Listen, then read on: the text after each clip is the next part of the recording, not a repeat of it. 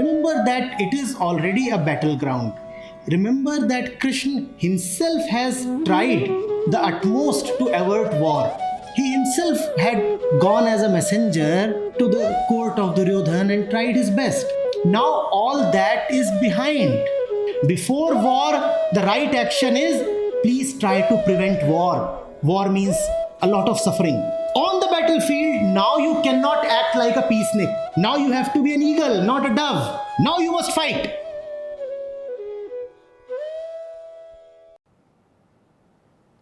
Another thing we had talked about and noticed was, did you feel that, I know you had mentioned to me that if in Finland, two people see each other, that try to avoid each other, they'd keep physical distance, and even if they met, they wouldn't ask a lot of any personal questions. And I'm just curious, what's your experience been here? I know you said at the hotel there was something that happened. Well, yes. I mean, yes, in Finland in general, I guess it's considered polite to just leave people alone, keep your distance, and most of Not to do this. Yeah, definitely no. And definitely, like, there are certain things that are good etiquette maybe, but if you don't know the other person, it doesn't. See, this again comes from just taking a bit from the saints and discarding the rest. Frankly, this kind of touch you behavior and pat you and hug you behavior, even if I'm sweating and you too are sweating, I still want to touch you all over. This frankly comes from a very distant point of love. I do not want to treat you as distant. I do not want to treat you as the other. I do not want to treat you as an alien or a foreigner or So that's why I come even physically close, and I feel entitled to do so. I can just come and slap on your, not on your face, on your back, and that's considered very jovial of me.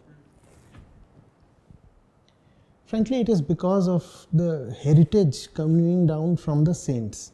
Do not be so distant. There is no need to give so much space to the ego. Come a little closer. But then love is not about this physical kind of nearness. Love is about, first of all, knowing what is right, doing it for yourself, and enabling the other to live the right way as well. So that's called really getting close to the other. Getting close to the other implies helping the other get close to the truth. That is real love. So the saints said, get close to the other to enable the other to get close to the truth. That's the complete statement coming down from, let's say, Vedanta. Now what did we do? We kept one convenient half of the sentence and happily disregarded the rest of it. Which part of the sentence did we keep? Get close to the other. Get close to the other. So this much we remember. All over Southeast Asia, this is the culture. In a crowded place, nobody would mind brushing shoulders. If someone goes past you while brushing against any body part, the fellow does not even feel to say sorry, because it's fine. I mean, why are you acting so distant? Why are you acting so special? Can't I even touch you? After all, the saints have said that all bodies are the same. We are just the soil we rose from. So why are you trying to act so pricey? What's special about your body? I can touch it. That's not what we explicitly say. But in some sense, that's the feeling coming down from there. It's all right to not to treat the other as distant or alien or a separated one. But one has to know the full thing. If you know only half the thing, that's worse than knowing nothing at all. So we have people who would intrude into the others' lives. The concept of personal or private space does not exist. People happily barge in. And they can ask you such questions. They could even ask you, well, how are your things with your wife? An elderly one can actually come and ask this. An elderly one from, let's say, the extended family, and can come and ask you, so how are you doing in your married life? Or when are you getting your daughter married? Somebody may even ask you, how much are you earning? You are just standing somewhere and somebody can come so close to you. You can smell his mouth. And if you step back, that's rude.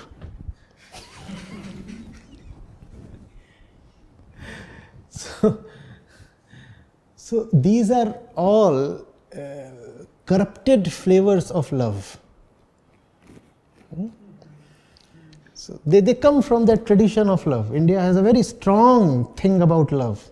An Indian may not know anything else. There is this, in fact, popular movie song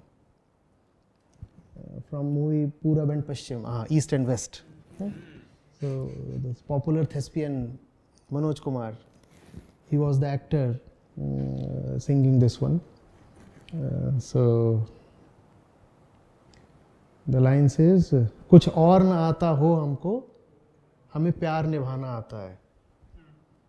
We as Indians may know nothing at all, but we know what is love.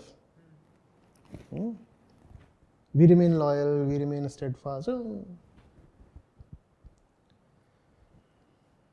That obviously cannot be the case. If you know nothing at all, you will not know love either.